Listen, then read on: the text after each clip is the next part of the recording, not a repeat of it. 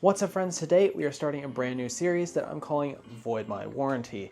The goal of this series is to take production boards to a place that I find more enjoyable. This could be any variety of things, from upgrading the battery, to upgrading motors, to upgrading the speed controller, or maybe the remote.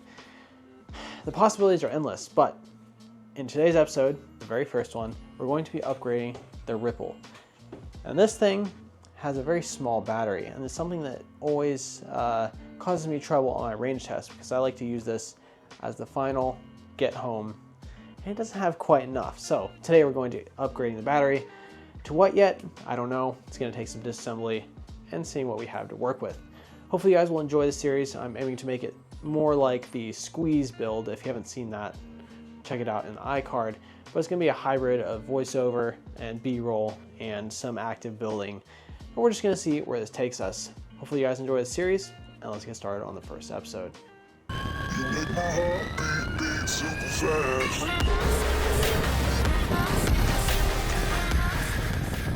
Now, I have had the Ripple for quite some time now, and to be honest, I don't even remember exactly what battery is in it. I think this is the Air version with a smaller battery, I think 99 watt hours. Exway also sells a 159 watt hour battery version. And one of those has a 10S2P in it. I don't know if it's this one or not. We're going to find out pretty quickly here, but my goal is to upgrade this battery to potentially a 210 watt hour battery. And that's pretty much more than double. And my goal is to be able to get like 8-ish miles of range. Right now, I barely get like 4, and that's just really not enough, especially when I have like a 30-pound board in my backpack. So first things first, we got to take this thing apart, and this is exactly where we start to go into the voiding your warranty part. Obviously, Exway is not going to honor any repairs or modifications done to your board by yourself. But I love the Ripple, and I just want to make it more usable. So let's go ahead and start by popping off the battery cover. I think it's just 4 screws at the front. All right, 4 screws come out here, and believe it or not, the correct size for these is actually a 1/8 inch Imperial hex driver. Very interesting.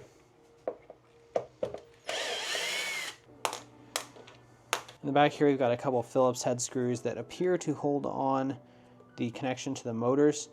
And then there's 2 more screws here that go into the deck. I think that will allow us to remove this completely. Right now, I'm going to loosen the rear kingpin and just pull it off so I can pop this whole battery enclosure and set up off the deck.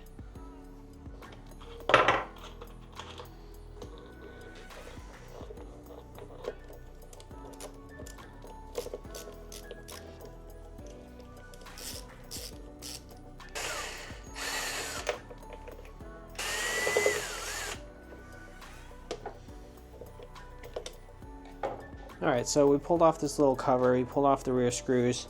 Seems like the enclosure still isn't going anywhere, so we might have to undo the truck screws, but I'm going to poke around a bit. In any case, just looking at how the wires run here. Pretty simple. Really small connectors. We have MR30s on these hub motors, and then the sensor connectors, of course. Kind of makes sense because this is a very low-powered board, but MR30s on a high-powered skateboard would be pretty weird to see. Well, we did not have to take off the rear truck, but good to know that there's nothing else connecting there. Turns out there are 2 screws that go through the deck, so we're going to have to flip this over and pull back the grip tape a little, which is highly unfortunate. Hopefully it doesn't get messed up. There's 1 screw here, and then there's another screw on the other side. So we're going to unscrew these real quick, and the battery should come right off.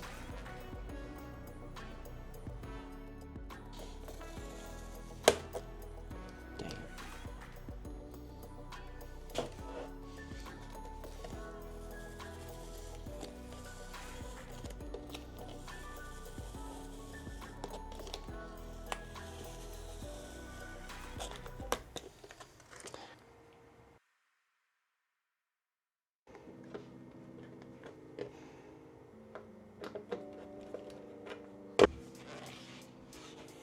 All right, now we've got our battery out.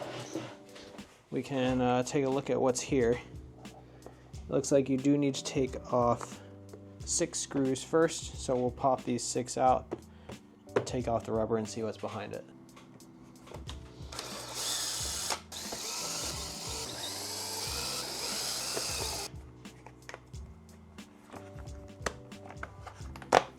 And voila, there is your little battery. This is indeed the 99 watt-hour version, which is good to know. And we do not have a lot of space to work with in here. All right, so it looks like we've got what appears to be some packing tape holding it in place here.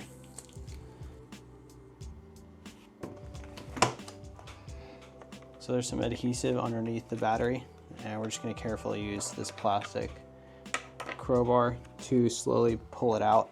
And it looks like we have some cell holders in here for the 18650s, so we should have a decent spot to push against and slowly pull this battery out so we can measure the space and see what we've got to work with. After a little bit of effort, I did get this to come up, and it looks like we've got some foam tape. Makes sense. And we got 2 connectors, probably one for charge, one for power. So I'll unplug the XC60 for power and the Dean connector for charge. And there we go, tiny little battery. Now I'm probably going to cut this open and see what cells are in here, but for now we'll set it aside and we'll take some measurements and see what I could possibly fit in here. All right, so looks like we've got about 220 millimeters if we really push it in length, and about 90 millimeters in width. Let's pull out some CAD and see what we can do with that. Oh, and I forgot, height. The stock battery is around 25 millimeters tall, so that's probably about all we're gonna get. If we get rid of the foam, we can get a little bit more, or if we add a gasket or a spacer or something, we can get a little bit more. But maybe I'll try and push that to like 30. I think we'll be able to do 21700 cells in here. I might not even need CAD for this, but we'll see. First, I'm just gonna go ahead and stick 10 cells in here and see what it looks like. These are just some old P42As that I had laying around. I'm thinking of potentially a P50B, Samsung 50S, or P45B, something like that. Not necessarily for extreme discharge needs, but mostly for the capacity. So 50S would be a really great option, but P50B is on sale, so I might just go for that. It looks like 10 cells actually fits really well, and ironically enough, this pack, which I think is a 10S2P, we're going to cut it open in a second, of 18650s, will have less performance than this 10S1P of these 21700 cells. And honestly, this fits so nicely that I might just go with this. The one tough thing though is going to be finding a BMS that fits in here that will work for this setup. So I laid out an alternate config here in which we could technically fit 12S. Obviously this speed controller back here can't take it, so it brings to mind the idea of what if we swap the controller. But I don't think I'm going to find any VESC that fits in this tiny space. And I don't really think that this board needs to be 12S in the first place. I mean, it doesn't need to be that powerful. It just needs to go further. So this might be the config that I go with because there's space for a BMS here. But I'm going to look into what else I can do. I don't think any kind of 5 cells across is going to work because it's going to make the enclosure not sit properly on the board. Of course, we could just design a new enclosure that's wider, which I'm open to doing, but I think that's going to add a lot more time to this build than I originally wanted, so we might just go with a 10S1P of these higher capacity, higher discharge cells.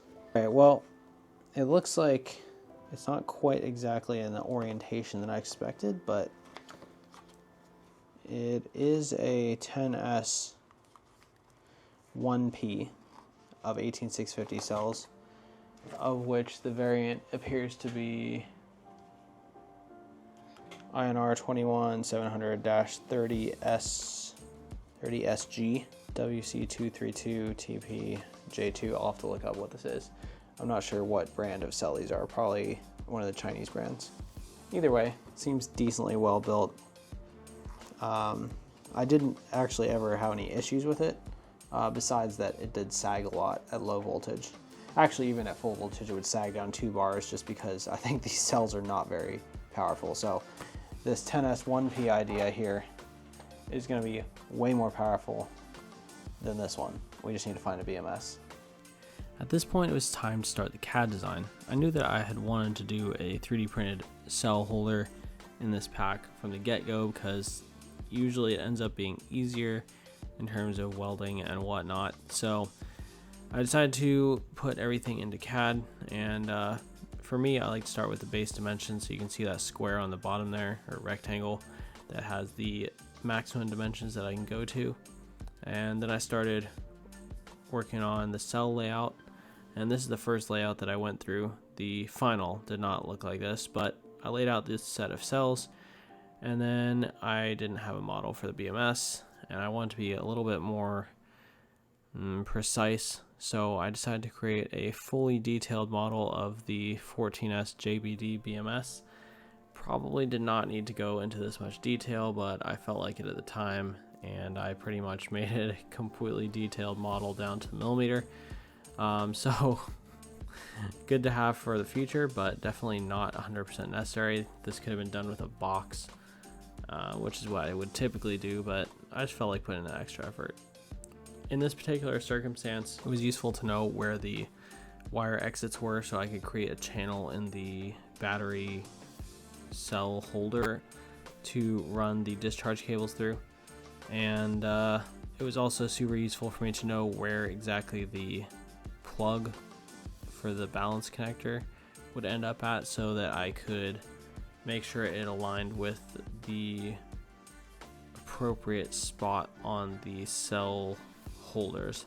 You'll understand more once we get to the actual design of it, but the balance wires have to run out to all the cells, and they come out in a very specific place. Right about this point, I placed the BMS into the assembly to check and see how it fit with the cells. And I quickly realized that this height was not going to work out. And since we're so limited on width, I couldn't just push the cells outward. So I ended up going back to the physical board with the cells in there and the BMS. And I figured out that I could stick it beside the 2 end cells and sort of offset it so that a little bit hangs over the edge that has extra space inside the enclosure. So this is sort of the cell layout I came up with, and this is what I ended up sticking with throughout the rest of the design process. Jumping forwards a little bit, I ended up designing the actual cell holders. Obviously, I'm not going to go into all the details on how I got the dimensions and all that, but basically these are just holding the cells in the side to side and vertical direction, so it sort of clamps the cell into place. There's a lot of finicky tuning that you have to do with this. I printed a lot of test prints for this project to get these clearances right. We were working with bent nickel strip, fitting nickel through on multiple locations, working with how long your balance leads need to be and where they need to run. And yeah, it just takes a lot of work. So I'm fairly happy with how it ended up coming out, but it did take a lot of time to get there, and hopefully you can tell by taking a look at the final product.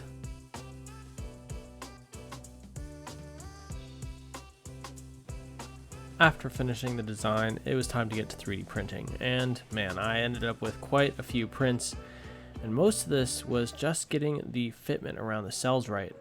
A couple of the prints were to fix the fitment around the nickel that was folded, and a couple more to fit the closing of the top and bottom halves. In the end, I did end up finishing it out with a pretty good result, but it honestly could probably use a couple more revisions. After printing out the different test fit pieces, I went ahead and tried it out in the enclosure to see if it looked like it was actually going to work, which it did. and I iterated on it for a bit and ended up with this white one, or technically it's gray, that I used to lay out the cells.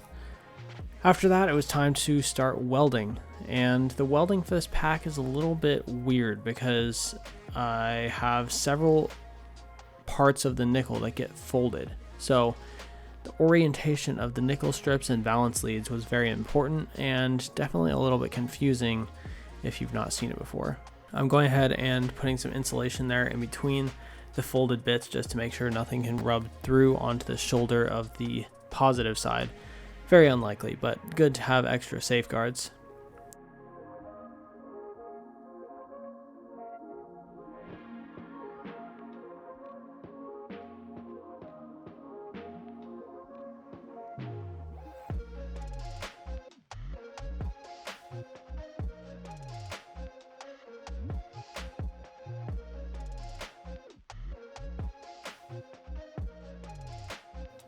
This group I'm showing here is the hardest one. Well, there were two of these technically, but they each have 2 series connections in them, which is a stack of 3 cells total with 2 bends that have to go in different directions in order to be able to weld them properly. So this was a little confusing to work out, but I got it all together and it ended up working out just fine. Only about ½ degree off on the rotation, so not bad.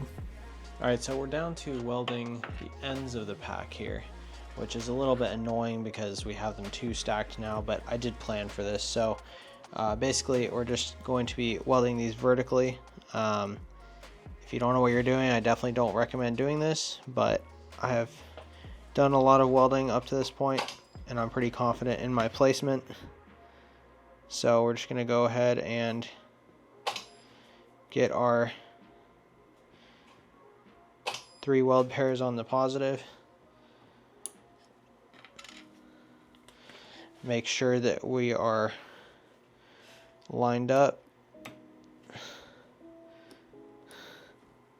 which we actually did do that on a little bit of an angle. I think that's okay because we have so much space on the negative. We'll go ahead and get our spacer back here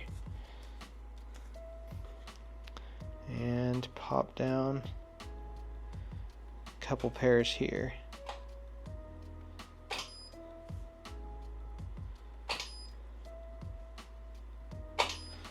There we go. Now we need to attach the balance.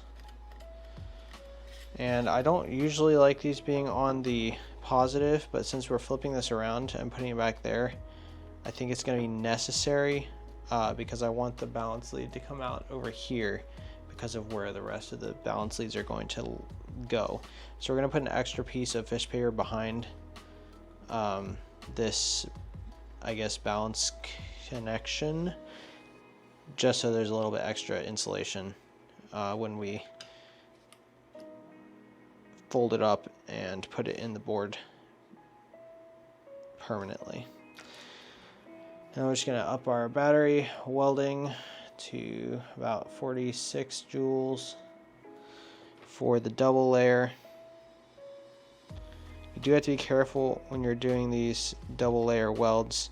You really want to make sure you get enough power to penetrate both layers. Otherwise you end up with balance leads that can come off. Okay, there you go. You end up with balance leads that can come off the end of the cell, and then it just causes issues down the road. So there we go. We're going to do this a couple more times. We have to make a connection here. We have to make a connection here after this is flipped around, and then we have to make a connection all the way at the other end. So let's get going. Fair warning here, now that these are welded together at the end, this is a direct short. So be very careful if you are replicating this to not short something across there, because it could be pretty sparky and turn bad very quickly. So next up, this weld.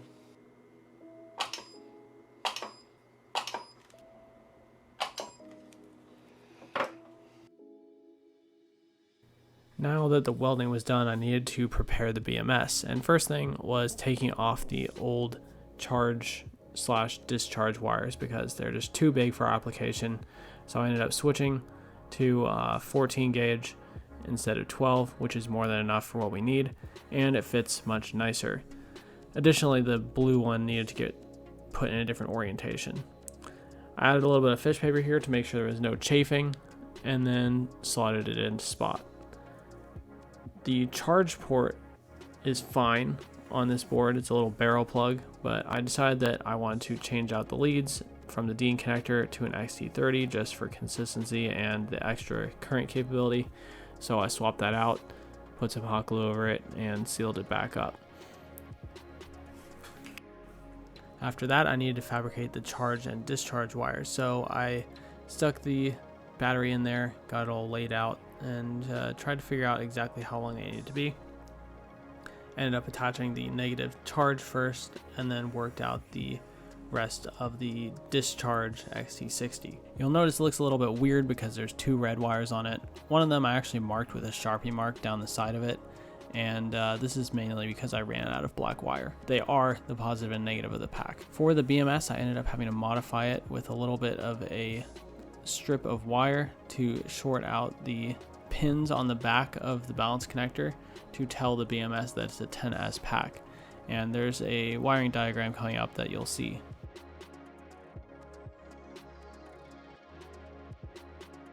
Alright, so we've come a long way since the last clip that I recorded with a mic in person.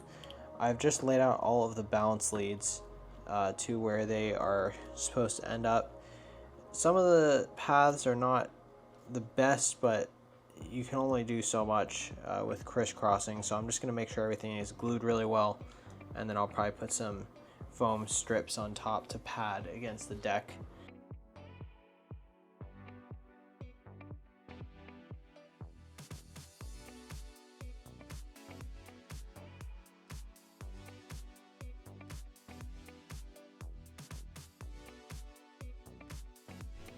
Running balance wires always takes absolutely forever, so I made sure to cut that short for you guys.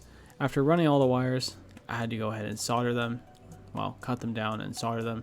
This is a very simple process and really only takes like half a second of heat per wire, so I wasn't super worried about melting any plastic, and even after soldering all of them, no plastic got melted.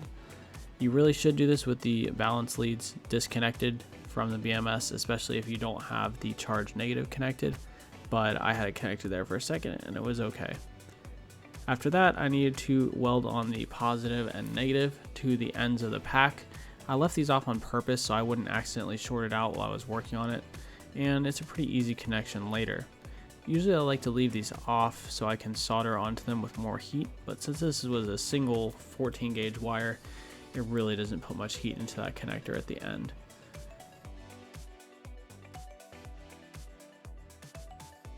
Now, this one looks like I'm soldering directly onto the end of the cell, but that's not the case. It's actually just a folded nickel, and I'm really only using a tiny bit of heat here to get that cable connected.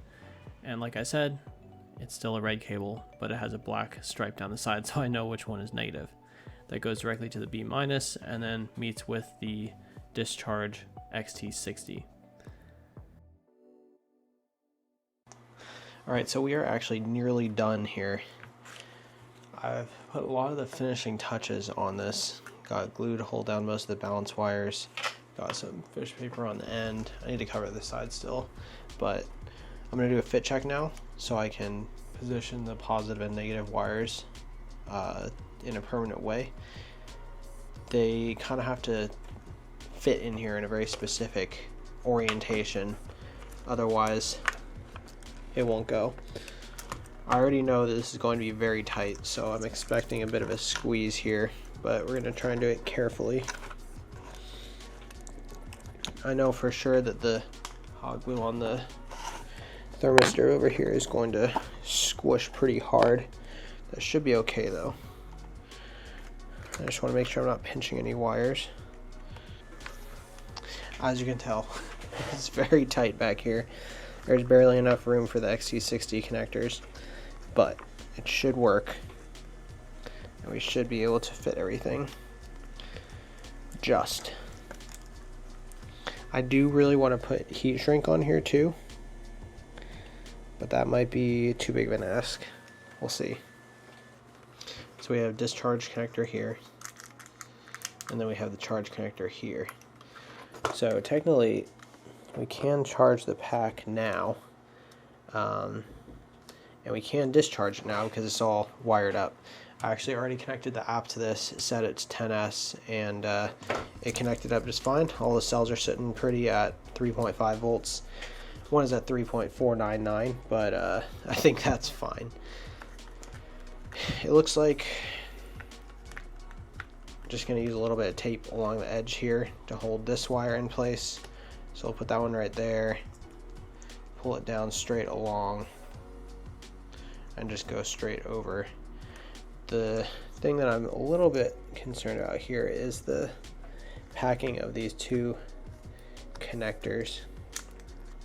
I think the charged one can go all the way down inside pretty easily because it's so small. The XT60 is going to be a bit tougher. If I can pull this around this screw post. No, not quite. Of course, there's going to be a little pop there because it's the first time connecting it up to the ESC. Have to charge up the capacitors. Now we just need to figure out how to fit that XT60 in. I may look at clearancing a little bit of plastic off of these corners up here so I can push the battery forwards a little bit. That might be necessary to get this to work, or I could bend this tab up, but the other side would still need a clearance, so I'm gonna do some work here.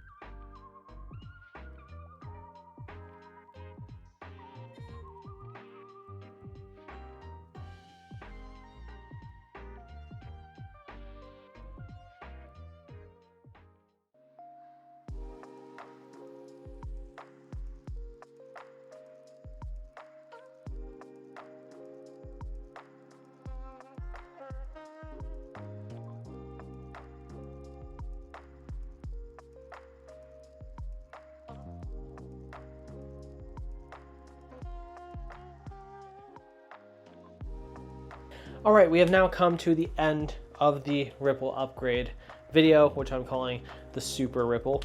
And let's take a second to reflect on this journey. So the goal here was ultimately to add more range to the Ripple. And I definitely have done that. By how much, I'm not really sure yet. And I'm going to split that into a separate video because I think this one has probably gotten quite long. In any case, I think the result is good. It did take quite a few tries. That was not what I meant to do, but that emphasizes the point that there were a lot of pieces printed in order to get to the result that I wanted, with a nice tightly fitting enclosure that would actually fit inside of the stock Ripple housing. And it came together well. No one would ever know that it has more capacity, and the best part is that I can now charge it quickly. With my Exway adjustable charger, I charge this up to 8 amps, and at 8 amps for a 5 amp hour battery, you get done pretty quickly. And that's pretty cool. Just in case I'm ever out doing a range test and this thing runs out or is close to running out, I can pop into a coffee shop, charge for a few minutes, and be back on my way to get home. So hopefully you guys enjoyed this first video in the Void My Warranty series, and I think this is a super cool thing to do to production boards, either upgrading the batteries, upgrading internals, or anything like that. So make sure you get subscribed for future videos in this series, and leave a like if you thought this was cool. I will be making a second video on this, like I said, to do a short range test and overview of how the upgrade went. I think it'll be, I'm going to put a guess out there for mileage. I think we're going to get 7 to 8 miles of range. That's what I'm hoping for. So stay tuned, stay safe, keep on riding, and peace out.